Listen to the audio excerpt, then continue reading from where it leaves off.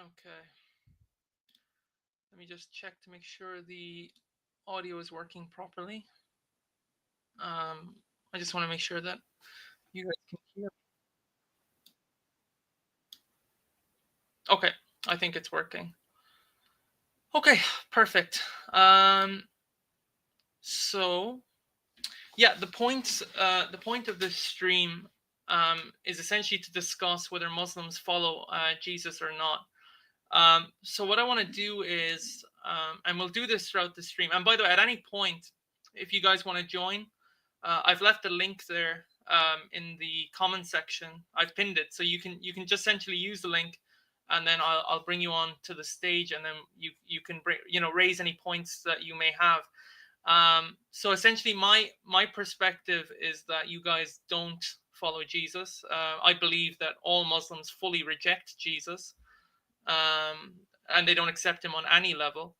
Um, and my reasoning for that is because the Jesus or the Isa that's presented in the Quran is a pseudo Jesus, right? It's a pseudo representation of Jesus. And what I mean by that is when historians, for example, are writing historical texts on the historical Jesus, they go to the Gospels. They go to the earliest sources that we have available that document the historical life of Jesus and his ministry. None of them go to the Quran, and there's a number of reasons for that. Okay, one of the reasons for that is, as a historian, the earlier the source, the better. Since the Quran comes so much later, we're talking 6th, 7th century. So you're looking at like 500-600 years after the ministry of Christ. It's regarded as essentially too far into the future for it to be regarded as historically credible. And that's why historians don't use it. They actually regard it as a pseudo historical account. On top of that, the Quran makes a number of claims about Jesus, which historically speaking cannot be backed up. So one prime example of that would be in chapter 61, verse 6 of the Quran. It says, and essentially the Quran has Jesus saying that a prophet called Ahmed will be coming after him. He says that Ahmed will be coming after me. Now, if I ask a Muslim, can you provide me with one historical documentation before the Quran where Jesus says Ahmed is coming after me in those words verbatim, since that's what the Quran has this pseudo Jesus saying, they'll tell you we don't have the source. The source doesn't exist. So, and this is part of one of the issues that I have with the Quran, which is that the Quran continues to make, in a number of places, very, very clear historical claims, but then when you try and back them up with external evidence, there is none. And it's one of the reasons why the Quran is so, I would say, it's just so, it can't be substantiated at all, to the point that it comes across as a clear fabrication. Because generally speaking, if stories are rooted in history and they have a historical, let's say, rooting, uh, generally speaking, we will have some form of external evidence, other sources, let's just say. So, in other words, extra Quranic sources that affirm whatever viewpoint the Quran is putting forward. But then when you look at those claims, there is none. So another example is Surah Al-Nisa, verse 157. When it talks about the crucifixion of Jesus, it denies the crucifixion of Jesus, and then on top of that, it says that what essentially the Jews and the Christians have to go off is just conjecture. The problem with that statement is that it doesn't work historically, because historians, when they look at the crucifixion of Christ, they don't regard it as conjecture. They regard it as an absolute historical fact, and they quote it that way in their historical books that they've written about the historical Jesus, where they use what is for them the most viable, credible historical sources to affirm that fact. And this is part of the issue with the Quranic portrayal or retelling of these stories, is that it just gets them wrong, essentially. Um, yeah, so that's one of the fundamental issues here. Now, in terms of the character of Christ and the ministry of Christ, the first question is okay, according to the biblical portrayal of Christ, how is Christ portrayed within that? So the simple answer is that all four gospel authors, they view Jesus as God in the flesh. There's no working around that. They all view him as God. They all view him as divine, and they portray him as that, either through the narrative, through this third person. What do you call it?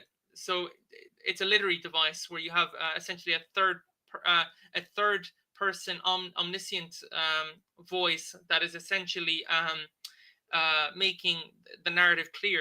There's a particular literary term for that. I've forgotten exactly what it is, but essentially, when the author is narrating what the things that Christ is doing, and the different, let's say, the different historical accounts that the author is giving, it sets it up in such a way that the author has a clear idea of who Jesus is.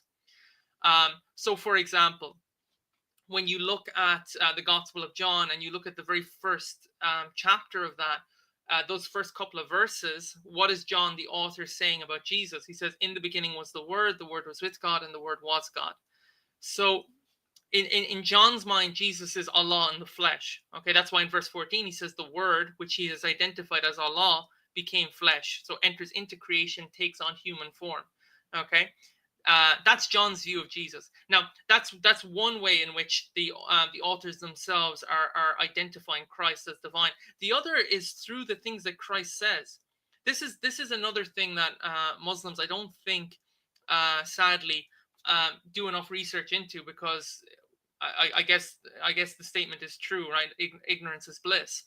But essentially, if you look at the things Christ says consistently in the Gospels, you'll see that Christ has a very specific view of himself, and it's not the view that he believes that he's just a prophet like every other prophet that came before him, that he's just bringing, let's say, a continued, or what would you call that, a building upon, while obviously remaining in line with the message of every previous prophet. That's what the Quran essentially views the prophets as. Now, that's a false representation of the prophets in contrast to the biblical representation, because the biblical representation of the prophets is far different. That's why I will often tell a Muslim, if I'm talking to them, that the prophets in the Bible are not the same prophets that's in the Quran. So by name, yes, but by character, in terms of the stories, in terms of their message, in terms of the revelation, completely different. There's no similitude. They're far, far different messages, and they're speaking completely different things in regard to God and God's plan for humanity. So I'll just give an example of what I'm talking about, how Jesus views himself as divine and how he makes this known. So if I limit it to the Gospel of Matthew, when you look at Matthew, for example, chapter 16, chapter 24, chapter 25, chapter 26, and you look at how Jesus identifies himself as the Son of Man and what he means by that statement, that title that he's applying to himself, you'll notice a couple of things that are very, very clear. So the first thing is that Jesus believes, in an eschatological sense, this is according to Matthew's view, right? This is what he has Jesus saying. Jesus believes that at the end times, he will come, this is Jesus, as the cosmic judge, right? This divine cosmic judge that will sit upon the throne of God and will pronounce judgment upon all of mankind in regards to who is going to have salvation and then who will go to damnation. Now, if you ask a Muslim, according to the Quran, on the day of judgment, who's sending who to hell and to heaven, right? Who's sending who to the hellfire and who's sending who to Jannah, right? By whose authority is that decided on the day of judgment from the Islamic paradigm? And they'll tell you that's Allah. Allah makes that decision. And then if I ask them as well, okay, who's also responsible for the resurrection? By whose authority, right, are people being resurrected on the day of judgment according to the Quran? And they'll tell you by the authority of Allah. Now, in the biblical accounts, they portray Jesus as having that authority. So in other words, Jesus is portrayed in the biblical accounts as being the divine cosmic judge who comes at the end of time, who's seated upon the divine throne of God, and then decides who gets to heaven and who gets to hell. And he's also responsible for resurrecting people, right? That's why, for example, if you go to John chapter 5, in that he says, and they will hear the voice of the Son of God, which is, again, Jesus referring to himself. And by his voice, there will be a resurrection unto damnation and a resurrection unto eternal life. Sorry, on damnation and eternal life. Now, according to the Islamic paradigm, as I said, that's clearly identified within the Quran as Allah. So, for example, in chapter 2, verse 210 of the Quran, when it talks about the impending judgment of Allah, what does it say? It says that Allah on the day of judgment is going to come with his angels on the clouds of heaven, again, to judge the world. But then when you go to those chapters that I mentioned in Matthew, chapter 16, 24, 25, 26. It's Christ is portrayed as coming on the clouds of heaven with his angels to judge the entire world. On top of that, coming on the clouds of heaven, according to the Old Testament, if you go to Psalm 68:4, that's something only God himself does. Yahweh does that. That's what it says, Psalm 68:4. Yahweh, he rides on the clouds, right? And then that's how Jesus is portrayed as part of this eschatological vision, let's just say, of what will unfold when he comes back as the Son of Man. So, this is how Christ is portrayed clearly within the Gospels. And that's a very different account. So if you ask, okay, think of it like this, okay? If a Muslim wants to sit here and tell me that Christ was a Muslim, okay, and they'll the way they'll conclude that, or the way they'll summarize that, is they'll just say, well, to be a Muslim means you submit your will to God. Well, then I'll add something extra. Then, can I also be a Muslim if I view myself as having equal authority with Allah himself? If I believe that I, on the day of judgment, will come on Allah's throne with my angels, and that I'll be the one who'll be resurrecting people and deciding in that moment, through my own judgment, which I have the authority to do, who goes to heaven and who goes to hell. And then they say, absolutely not, that's blasphemy, because you're claiming to be equal with Allah. And then if I also ask them, going by Revelation 1:17, if I claim to be the first and the last, given that that's in name of Allah, if you look at chapter 57, verse 3 of the Quran, can I also be a Muslim? And they'll say no, because you've committed blasphemy. You've associated with Allah a partner. So these are some of the issues. Like there's many issues with the Quranic portrayal of Jesus, because the Quranic portrayal of Jesus is a complete departure from all the literature which comes before it. And this is the other thing I try and get Muslims to answer is, okay, your Quran has a very particular understanding of who it believes Jesus to be. Now, I can give you why I think the Quran is portraying Jesus in that way, in line with, how Muhammad viewed himself, and how, if Jesus is, according to the Bible, let's say the final fulfillment of everything which came before him, as far as the law and the prophets is concerned, that obviously would leave no avenue for Muhammad to exist as a prophet. So what must you do then in order to work around that? Well, you would have to change the nature of the narrative which came before you in order to make yourself fit. And I believe that that's what Muhammad did. He just took the narratives which came before him, and because he saw no avenue to fit himself into, he has to create a new narrative where he's deriving from all these things, but also changing them so that he can make himself fit. But that's quite evident when you read the Quran, and then you contrast it with everything that's found in the Bible.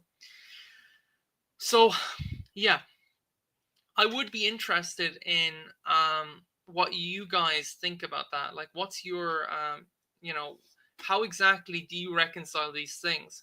Because you have one source which, goes back to the time of Christ, and then you have another source which comes 500-600 years later, and has no relationship whatsoever with anything that came before it, because it's such a departure from everything. Like, what's interesting about the Quran is that the sources that it cites, 9 times out of 10, they appear in a redacted form. And on top of that, the other interesting thing about the Quran is that most of the sources that are in it are taken from the 1st century AD period up until the 5th, 6th century AD, which is quite interesting, because it doesn't actually draw from any ancient sources. It actually draws predominantly and mostly, and when I say mostly, I'm talking like 95% of what's in the Quran, it's drawing from apocryphal Jewish and Christian works. Again, that would lead me to believe that Muhammad actually believed, because he was interacting with Gnostics and with these kind of offshoot Jewish sects, these apocryphal Jewish sects, I think that he thought that that was the orthodox position, and then that's where he was getting all his theology from. And that's why much of what's in the Quran, and on top of that, he's redacting it as well simultaneously, but that's why much of what's in the Quran doesn't even fit in line with his narrative. It just doesn't work. You're essentially, what you're doing is, you're trying to take, I guess the best way to describe it is you're trying to fit like a square into a triangle or something like that. That's not the best analogy. That's quite a poor analogy, but that's what he's trying to do. He's trying to take things which don't fit and then make them fit. And that stands out very clearly in the Quran when you look at all the accounts that are in it. They're clearly, as I would put it to you, they're not historically viable nor credible. They can't be backed up or substantiated by anything that we have. So let's look at maybe one or two sources and see what we think. And I want to get your guys' opinion on these as well. Okay. So this is from Matthew 14. And another thing I don't think Muslims are aware of is that in Matthew, for example, there's two instances where Jesus is worshipped by his own disciples. Now, I don't know what you as Muslims would make of that, since your Quran says the original followers of Christ were Muslims, right? But according to the Bible, those original followers of Jesus, his actual direct disciples, in clear historical instances, fell down in worship of him. Now, that's in complete contradiction to the Quran and the Quran's view of Christ. But let's look at that. So let me see. I just want to share this.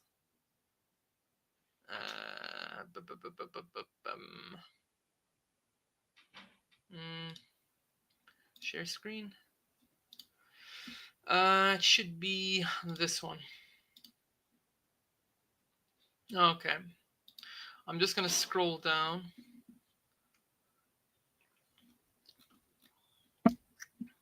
Okay. Yeah, it's this one here. So let's read what it says. It says, immediately he made the disciples get into the boat and go before him to the other side, while he dismissed the crowds. And after he dismissed the crowds, he went up on the mountain by himself to pray. When evening came, he was there alone, but the boat by this time was a long way from the land, beaten by the waves, for the wind was against them.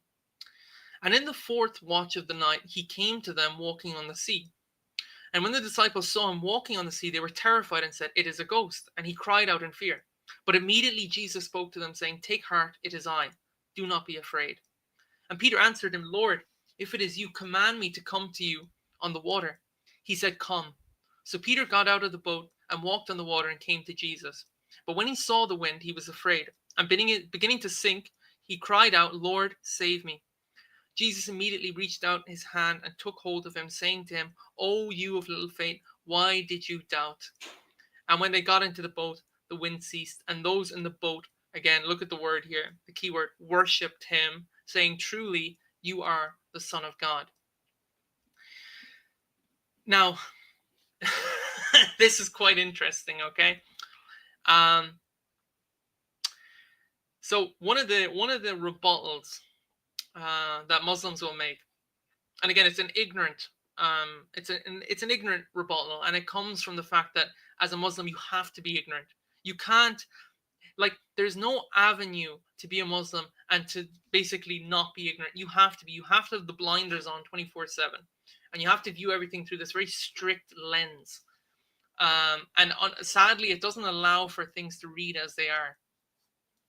But there's a number of things that's going on in this particular story, okay? The first is that the disciples are on this boat, okay? And what does it say? It says that he walks out to them, okay? He walks on the waters.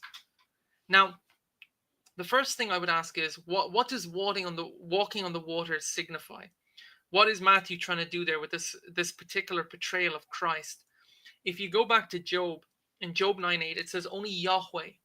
So in other words, only the eternal God himself tramples over the waters. He walks over the waters. He walks upon the sea. And Jesus is doing that very thing. So that's your first clue that the author is giving you, that there's something very special and unique about Jesus here. The other thing that he does, apart from commanding Peter then also to come out onto the waters, right? Is the other thing that he does here is he silences the storm. Okay? Because when he gets onto the boat, the wind ceases. How do we know he silences the storm? Because if you go back to Matthew 8, it says it directly that he silences the storm, that Jesus silences the storm. Now, again, in the Old Testament, when you go back to the Old Testament, who silences the elements? According to the Old Testament, it's Yahweh himself. God himself is the one who silences or calms the storms. I just want to find that reference just so you guys can see it. Yahweh silences the storms. I'm going to show you guys a couple of stuff here.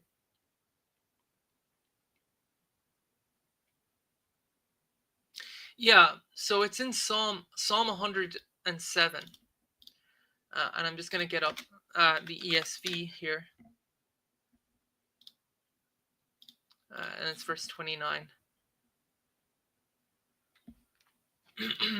Just so you guys can see this. So I'm just going to share this. Oh, that's way too small. Let me just zoom in a little bit. Okay. Right. The key verse here is 29. So it says, he made the storm be still, and the waves of the sea were hushed. Psalm 107. So this is a particular example of God's sovereignty within creation, that God has this supreme power within creation, that the elements have to obey him. Okay, so in Job 9:8, as I said, he walks upon the waters. In Psalm 107, he calms, or he has total authority over the elements themselves. They obey his authority. Christ, within the context of this particular story, is portrayed in that exact same way. So the author is combining these things from the Old Testament, which are indicative of God's divine authority, God's divine supreme power, and then he's applying them directly to Jesus himself to demonstrate that Jesus holds a very special authority, a very special power within creation. And the point that he's trying to lead the author to, or say the reader to at this point, is that Christ is divine, okay? That this is God incarnate. And not only that, the other thing that cements it, I'll just go back to sharing the other tab. The other thing that cements it is that when the disciples see this and they witness this, look what happens. So in verse 32, right? And when they got into the boat, the wind ceased. So again, the wind obeys Christ. Okay, it's by his authority things are calming down. It's by his authority he's trampling over the waters. Again, in conjunction with the stuff that we saw in the Old Testament.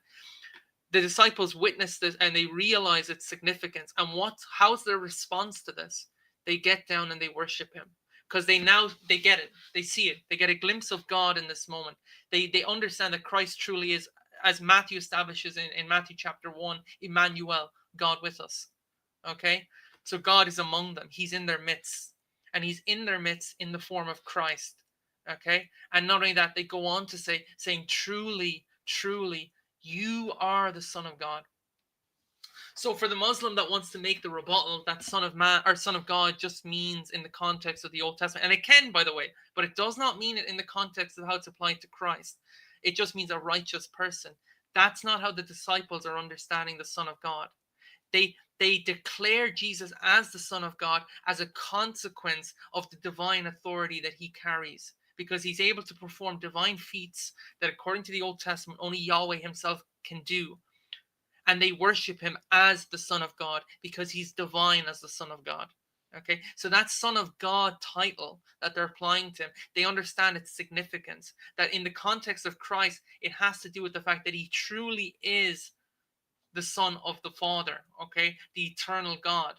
That Christ is divine also and carries with him the same authority that God the Father carries, okay, and they're a witness to that in this moment, and they get it and they understand it, and that's why they worship him.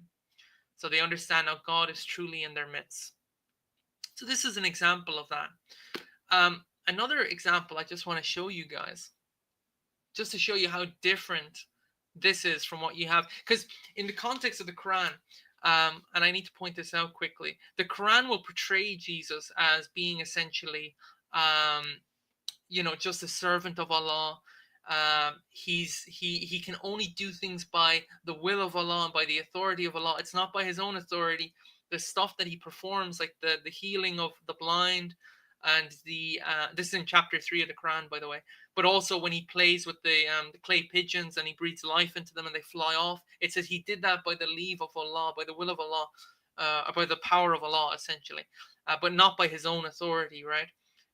The Bible is not like that. It doesn't portray Jesus in that way. It portrays Jesus as having that authority innate of himself because he truly is the divine Son of God.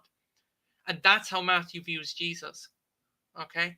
That's how all the authors of the Old Testament or the New Testament view Jesus.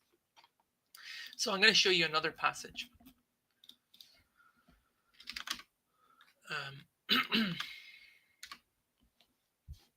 And by the way, another interesting one that's kind of overlooked a little bit. You know what? We'll just go there now before we go to the next one. Herod, by the way, if I'm not mistaken, was a Jewish king. Let me just double check that. But if I'm not mistaken, King Herod was Jewish. And the reason I want to bring this up is because you're going to see something quite interesting. Yeah, he was a Roman Jewish client king. So he was Jewish, okay? And the reason I bring this up is because in this is at the very beginning of Matthew. So if you want an idea of who Matthew views Jesus to be, according to Matthew, and I want you to see this.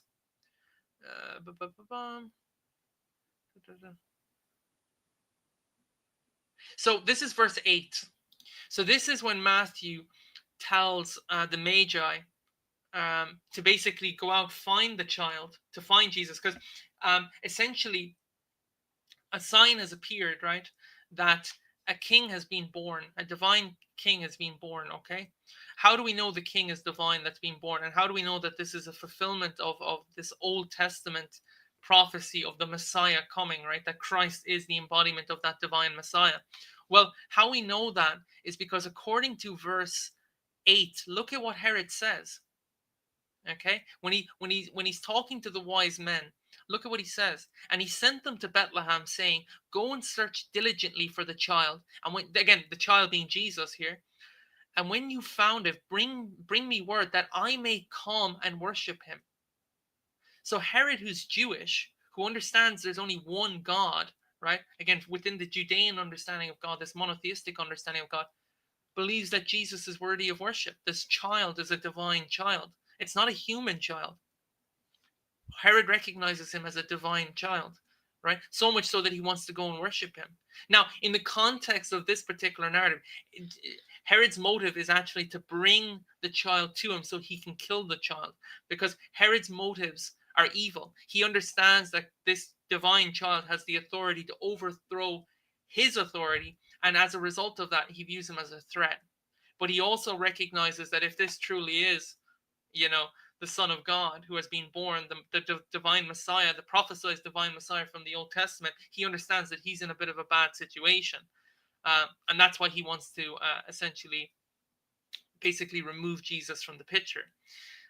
Anyway, that's just again, this is at the very, very start of Matthew. This is the second chapter of Matthew. So the other one I want to show you guys, this is quite an important one as well.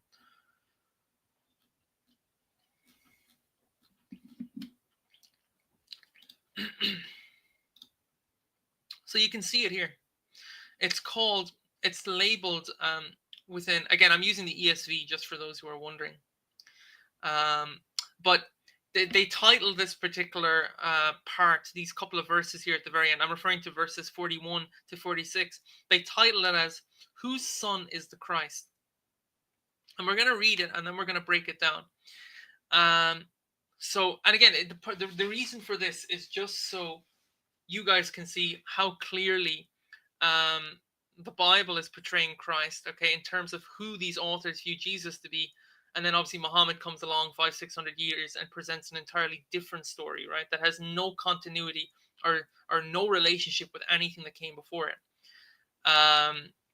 And if we go by the biblical standard, that is the spirit of the Antichrist that Muhammad adopts. Essentially, he's doing everything possible to deny the divine sonship of Christ.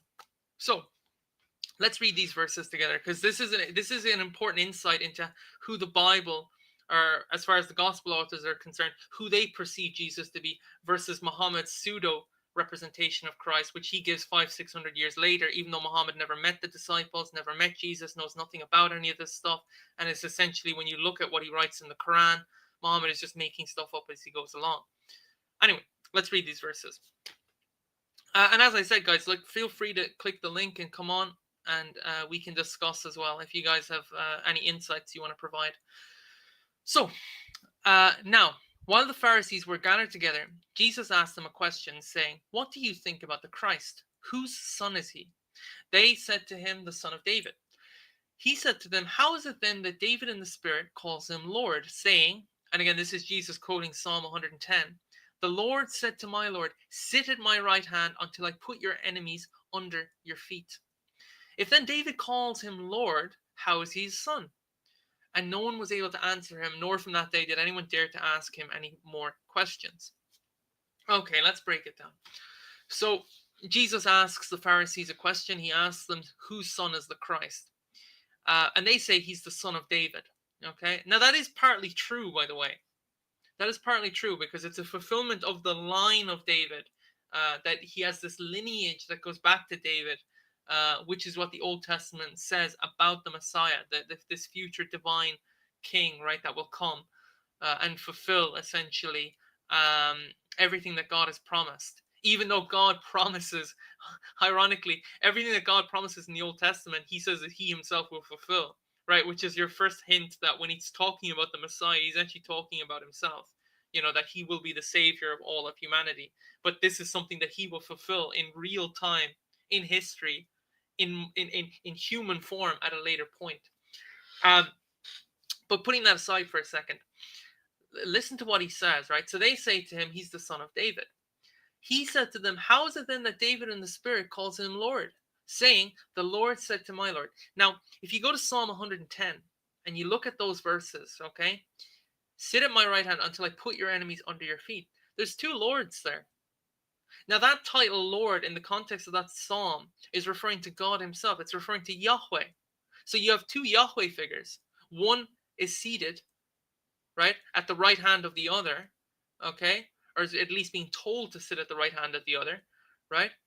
And the point here is that he's then saying that David identifies the Messiah, right, the Christ, as Lord, as Yahweh. So how is he his son?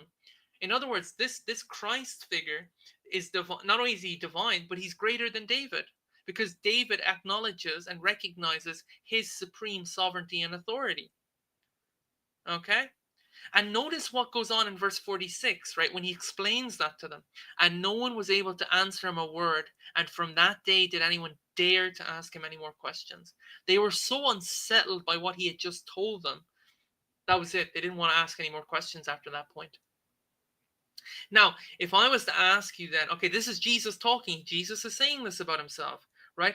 Why is what Jesus says here so unsettling to them when he's talking about himself in terms of who he believes himself to be and who he's identifying himself as when talking to the Pharisees here, okay, and the people that are there? Is he just saying, I'm just a mere prophet, just a mere man like every other prophet that came before me? Or is he definitely and certainly defining and declaring himself as something much, much, much greater? And I think when you read it in context, it's very clear what he's saying. Okay? If you just put aside the Islamic, the Islamic lens and just read it as it's written here, it's very clear what he's saying. It's very clear what the intention of the author is. On top of that, this is another point I need to make to Muslims. When it comes to your Quran, you have things called tafsirs, right, which are your commentaries by your Islamic commentators that you guys believe are authoritative when it comes to understanding the verses in the Quran. Because the Quran is not clear. You can't just pick up the Quran and read it. Okay, you need tafsirs to understand things in the Quran as well as hadith. Okay, without either of those two things, the Quran is just this disjointed mess. And on top of that, even the tafsirs and the hadith, they're in contradiction with each other and in contradiction with what the Quran is actually saying in certain places, because they're trying to harmonize the Quran. And this is part of the issue, right? And this is why the Quran appears so clearly as a fabricated text, because the level of harmonization that has to go on with all these additional texts is a clear insight into how, not only how disjointed the text is, but how clear the author must have been just essentially trying to piece a load of pieces together that were never meant to fit, right? That's why you have all these hadith authors, all these tafsir commentators trying desperately, to harmonize a lot of the stuff that's in the Quran. That's why it's not clear. But here, it's very clear what he's saying. And in terms of what my point there was with the tafsir authors, we also have, as Christians, tafsir authors. Okay, they're called Greek critical commentators. Okay, and they've written extensively on these texts, and they know the Greek. Because remember, you don't know the Greek, I don't know the Greek, right? So if you're going to sit there and make an authoritative, if you're going to give an authoritative position on this text, then you better know the context, you better know the Greek, you better know the text inside out from start to finish, not just taking verses in isolation and then trying to force them into an Islamic lens, right? That's not proper biblical exegesis. That's eisegesis, which is the same thing you guys accuse the Quran, or you accuse Christians of when they read your Quran, but you don't practice the type of practice that you're asking them to practice when it comes to your Quran. Okay? Again, that's the hypocrisy there. But yeah, the text here is very clear in what it's saying. Let's go to another passage. And I want you guys also to notice we're actually sticking with Matthew here. It would be very, because you guys want to accuse people of going to John and relying upon John. But the reality of it is that consistently within scholarship, by Greek critical commentators, by the way, all these authors view Jesus as divine. It's not just John.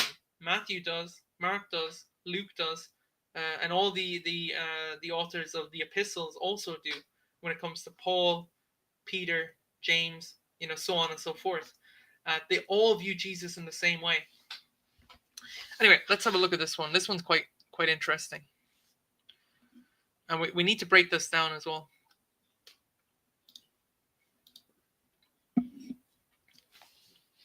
Because I'm interested to see how you guys view this. And as I said, feel free, to use the link and come on and provide insight. Because a lot of the time, what you guys like to do is you like to leave a comment, right, without any context, without any sources to back up what you're saying, and then just expect people to go with it. Because Islam is, by definition, I think anyway, at least, the ultimate embodiment of just trust me, bro. That is what Muhammad was. Momo was just essentially going around telling people, trust me, bro. He had no evidence, no sources to back up anything that he was saying. He was just telling people, this is what it is, just trust me. And it's like and this is the problem with the Quran and Muhammad. When you then actually critically look at what they're saying, right, and you put it under the critical lens of, okay, let's see the extra Quranic stuff. Does it actually affirm what the Quran is saying, or does it go against it? Almost 100% of the time it goes against it. Either that, or there just doesn't exist any secondary evidence to back up anything the Quran says. But anyway, let's continue with this particular one. This is Jesus is Lord of the Sabbath. And I want you guys to really take note of what's going on here. Again, this is Matthew's understanding of Jesus, right? Because as I said from the very start, Matthew views Jesus as God in the flesh, as Allah in the flesh. And it's as clear as day. If you just read what Matthew's saying in context, right? And put aside, Momo's, ignorant portrayal of Jesus, and just allow these texts to read as they are, okay? It's very, very clear what's being said. So let's read it together then. At that time, Jesus went through the grain fields on the Sabbath. His disciples were hungry, and they began to pluck heads of grain and eat. But when the Pharisees saw it, they said to him, Look, your disciples are doing what is not lawful to do on the Sabbath. He said to them, Have you not read what David did when he was hungry, and those who were with him, how he entered the house of God and ate the bread of the presence, which it was not lawful for him to eat, nor for those who were with him, but only for the priests? Or have you not read in the law how on the Sabbath the priests in the temple profane the Sabbath and are guiltless? I tell you, something greater than the temple is here. And if you had known what this means, I desire mercy and not sacrifice, you would not have condemned the guiltless. For the Son of Man is Lord of the Sabbath. Again, there's a couple of monumental claims that he's making here. First question I would ask you, Muslims, is what does it mean? Okay, sorry, before I get to that, the temple. Okay, so let's try and apply modern language. Okay, so from your perspective, it's a mosque. Okay, we would say a church. Jews would say a synagogue. What goes on in a synagogue, mosque, or a church? You would say, well, that's the place of worship. Okay, it's the location of worship. It's the location where believers go to worship God. Then the question I would lead on from that would be as follows. What would be greater than the temple? Okay? What would actually be greater than the temple? If the temple is the place of worship, what's greater than the place of worship? Well, if you follow the logic, I think it becomes very clear. What's the only way you can go or advance or progress on from that to something greater would be the object itself of worship. Now, the question then becomes, when you go to a temple, okay, it's the place of worship, but what are you worshiping? Or who are you worshiping? And you would say God. Well, according to Jesus, he's greater than the temple, meaning he's identifying himself as the object of worship. And if the object of worship is God, de facto, Jesus is calling himself God. Okay? Directly. This is a direct call. Okay, this is a direct declaration that he's making of himself. On top of that, the Sabbath, the day of rest, right? The day of rest was instigated by who, according to the Old Testament? It was God who rested on the seventh day. It was God who proclaimed the Sabbath. Okay? Now, if Jesus is Lord of the Sabbath, it's like, who is he? Who does he believe himself to be? Okay?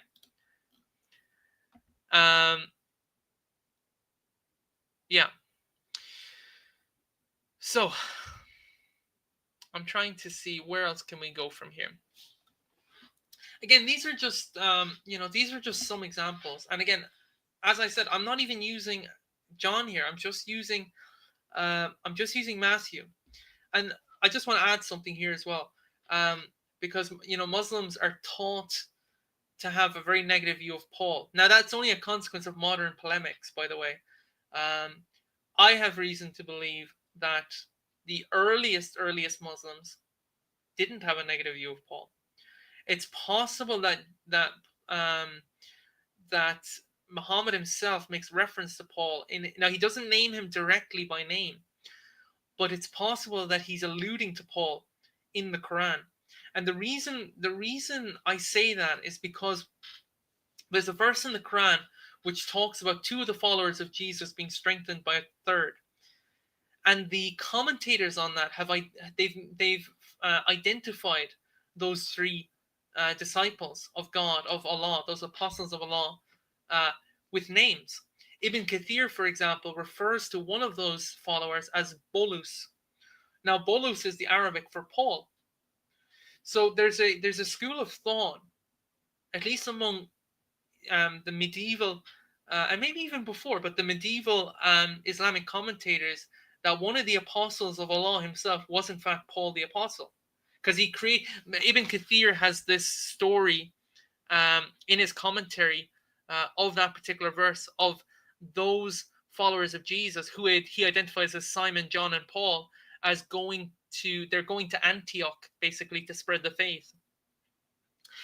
And this was something that Muslim commentators even seemingly believed in. They believed that these three, John, Paul, and Peter, were in fact apostles of Jesus and apostles of Allah, and that they were there to spread the message. Okay? Which is very, very interesting, because today, obviously, a lot of Islamic polemics, modern polemics, contemporary Islamic polemics, obviously have to view Paul in a negative light because of how clear and how explicit Paul is in making known the lordship of Jesus. The other thing I think that's worth noting, and you kind of have to be honest with yourself here, if you're going to ask somebody who's more reliable and who has more valuable insight into the earliest followers of Jesus, and Jesus's ministry, his historical ministry, Are you going to go with Paul or Muhammad? Well, if we look at Paul for a moment, Paul converted roughly 3 years after the crucifixion. So his conversion to Christianity happened 3 years after the crucifixion. Bart Ehrman, by the way, has a very good kind of breakdown of this in his videos when he talks about Paul and his conversion.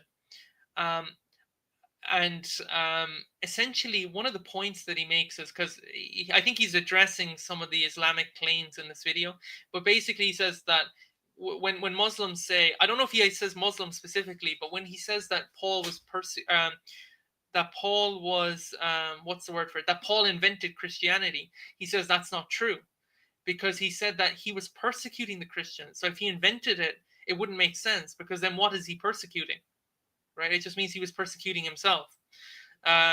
So he said that he didn't invent it, but he did in fact have an encounter with those earliest followers of Jesus. Because remember what I said, Paul converted 3 years after Jesus, or after the death and resurrection of Christ, meaning he encountered and he was with the earliest followers of Jesus. That's where he got his understanding from. And on top of that, the Pauline epistles, as well as even what Bart Ehrman accepts, Paul knew the apostles, the actual direct apostles of Jesus. He encountered them, he experienced with them, he spent time with them, all that stuff. Now, if you're going to ask me whose account am I going to take, am I going to go with Paul, who was there with the apostles, who spent time with them, who had discussions with them, knew them, right? Had that, these were, again, the apostles were the first-hand witnesses of Christ himself. Paul was there talking to them consistently, constantly, spending years with them. Are you going to go with Paul's testimony of Jesus? Or are you going to go with Momo's testimony of Jesus, when Momo comes along 500-600 years later, never met the apostles, never met the earliest followers of Jesus, and then just creates this this pseudo-historical account that has no that cannot be substantiated by anything which came prior to it? You can see why historians don't use the Quran, right, for anything. It's quite clear. And this is part of my point here. And this is why I would say to Muslims, be more open to the things Paul is saying, because recognize Paul for what he is. He was one of the earliest witnesses to the phenomenon of the expansion of the Christian movement, because he was there with the earliest followers. He was there with the direct disciples themselves, right? He had direct access to the eyewitnesses that witnessed Christ, his ministry, everything that he did, all that stuff. So if you're going to be honest with it, you're going to have to try and give him some sort of value in terms of what he's saying about Jesus, what he's saying about the followers of Jesus, what, the kind of account he's given, because he was there. He was there with them. So yeah, I would recommend you guys really read those epistles and see what he's saying, because they're certainly of value. Okay. So let me just see, is there anything else we can look at here? But as I said, I'm only using Matthew, as you can see. But this can be demonstrated with a number of examples. Let's finish with Matthew 28. So this is called the Great Commission. And I want, again, I would just like you guys to be honest with the text and read it for what it is. Like, I would find it much better, because, as Muslims, sadly, a lot of Muslims are extremely deceptive. And you guys are okay with openly lying to try and advance your cause, right? Which I think is a very sad reality, right? And I think it's more indicative of kind of the satanic spirit at play within Islam, right? That you have to lie and deceive in order to, acquire believers, okay? Because, like, at the end of the day, I know for a fact a lot of your kind of big Muslim debaters, they know better, but they'll still adhere to their script, which is rooted in lies and deceptions, even though they know better, which is very, very sad, right? Whereas we just read the text, we just tell you what it says. It's very clear in terms of what it says, but yet you guys just don't want to acknowledge it. It would be much better if you guys at least would say something like, and I would appreciate this kind of honesty, if you would say something like, yeah, the New Testament authors, they all view Jesus as a law in the flesh. That's clear, but we regard the whole thing as corrupted. That's fine, and then you can go and you can try and prove that. Now, you can't prove that, by the way, because if the entirety of the Old and New Testament has been corrupted, then you have no case to make for your Quran, because your Quran has nothing that came before it to verify anything within it.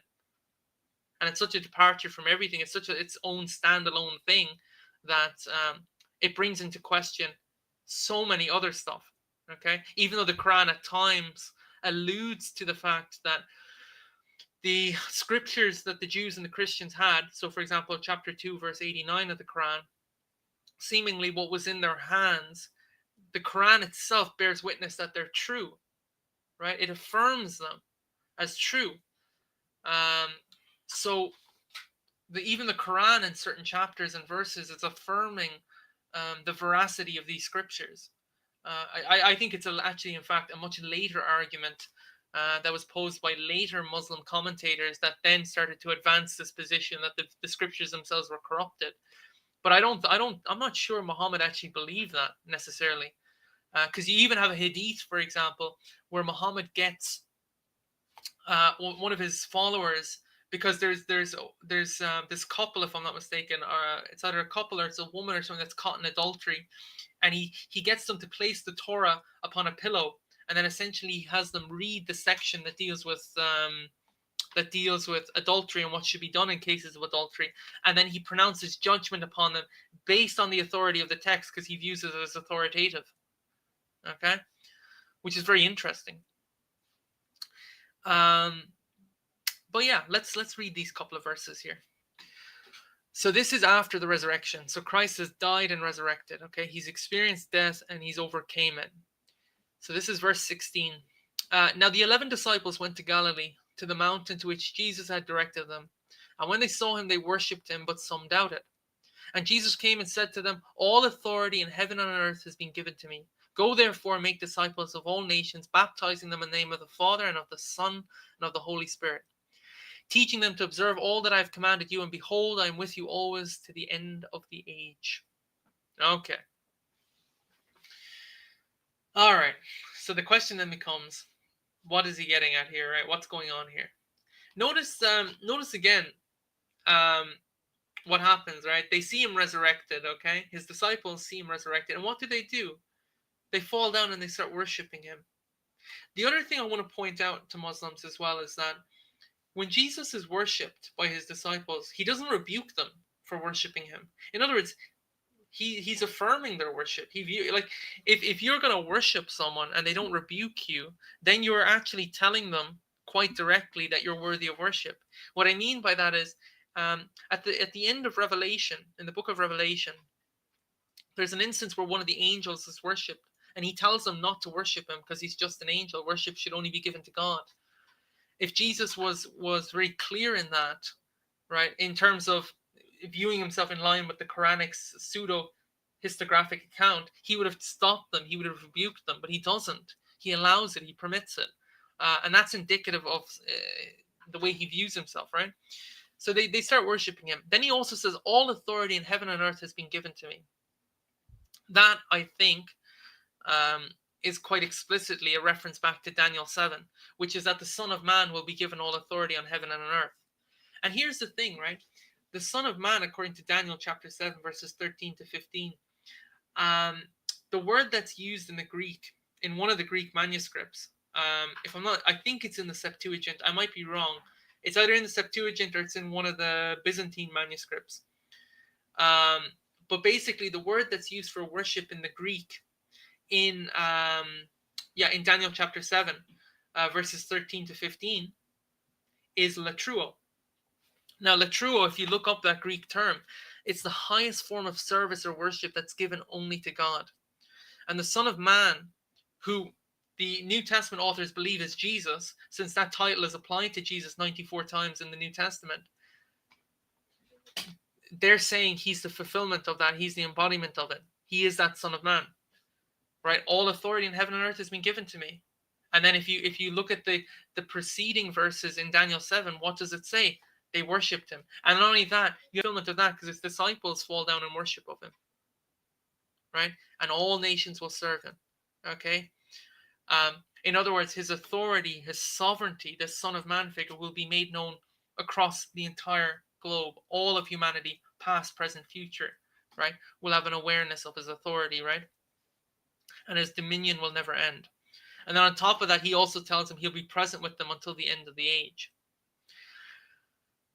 So, yeah, we'll leave it at there for now. I'm just gonna wait a couple of minutes. We'll finish on the hour mark if no one comes on stream. But yeah, I'll just wait a couple of minutes if someone wants to come on and maybe give some insight. But as I said, you're welcome. You guys are welcome to join and discuss. And if you have anything, we can go through it.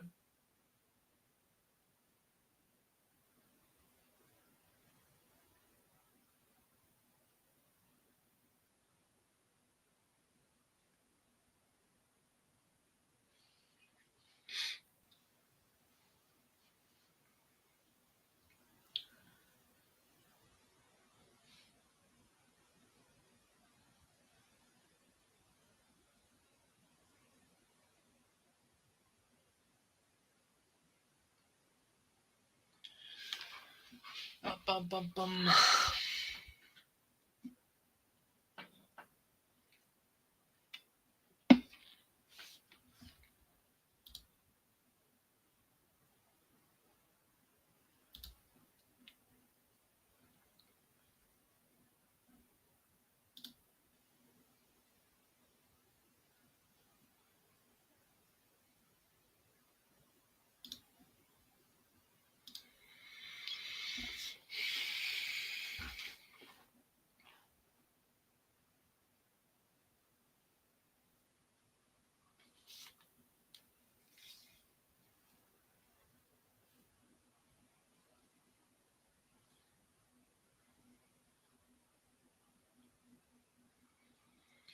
We'll just wait another couple of minutes if anyone wants to come on.